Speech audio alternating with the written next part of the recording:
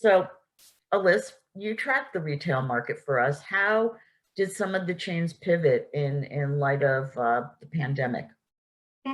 Well, to start, the biggest pivot was definitely the shift towards focusing on e-commerce.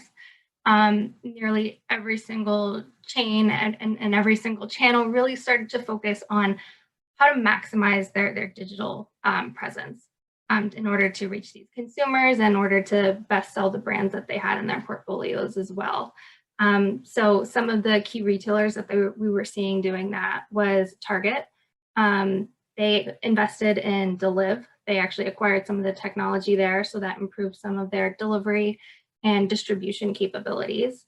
But then we also saw some moves from Ulta and some other specialty stores as well, leaning in on curbside deliveries and using apps with the personalization technology so people can go online and kind of try on in there.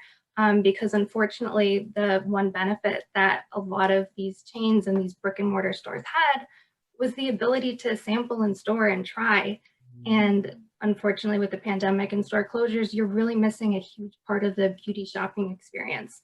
So shifting towards e-commerce and really focusing on how to bring that in-store presence into the online was really the key initiative that a lot of retailers undertook. Yeah. Dane, what about you? Do you have anything that you saw that was, impressive or interesting to bring up or Yeah, I mean, I think everything that Alyssa kind of just shared was, very important. And we saw that from a lot of the different retailers within the different distribution channels in beauty. Something that I saw a lot more of, which is not necessarily new, but more flexible payment options. So leaning on these like buy now, pay later, retailers kind of leaned on that more. I think Ulta in 2019 brought on that service. So that was definitely important for 2020. And then, some brands like Charlotte Tilbury and Huda Beauty also adapted that type of service to kind of make it easier and more flexible for their consumers to shop.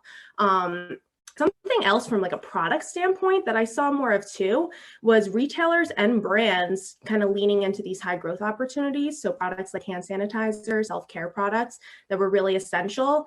I remember going to Target, I think it was like in the early summer, and I was blown away by how many options there were. There was an entire aisle dedicated to hand sanitizer and hand washing products on shelves, and a lot of brands that I have never even seen before. But I think that was a big theme, brands kind of entering that category. And then even when you go on like Sephora.com, there's tons of products now from a lot of these indie beauty brands.